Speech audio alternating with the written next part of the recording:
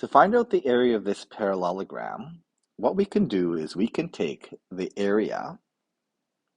So I'm going to take this triangle piece here. So I'm going to chop this up a little bit. I'm going to take that piece and I'm going to move that and fill this space here. And what ends up happening then is we end up with this rectangle. Just going to highlight it in red. We're going to end up with this rectangle here, which is the same area as the parallelogram. And so basically we just take the base, 1, 2, 3, 4, 5, 6, 7. We multiply it by the height, the 90-degree height, 1, 2, 3, 4. And then that's going to give us the number of squares that make up the parallelogram.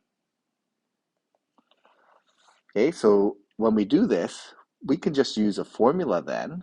The formula will just be base, so base of 7, so the base, that's going to be this length here. So base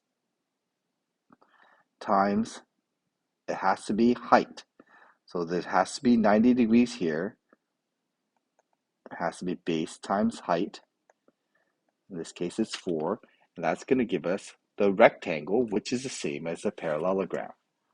So same thing here. We have 1, 2, 3, 4. Base. Our height is going to be straight up. It has to be straight up.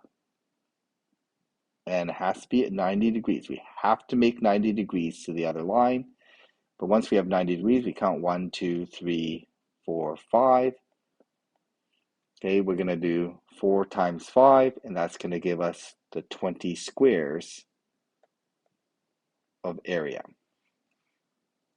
And again, that 20 squares of area, we can take this piece right here, we can take that triangle. Oh, make that triangle again.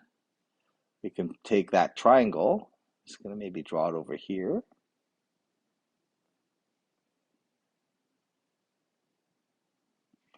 We can take that triangle, and that triangle is going to be the same as that area in here, and we can just put it onto the other side, and that makes the rectangle that we're looking for. We're looking for that rectangular area. That rectangular area is going to be 20 centimeters squared. Okay, and I'm just going to shade that in. This shaded area in yellow, that rectangle of 20 is the exact same as the parallelogram shaded in that kind of pink.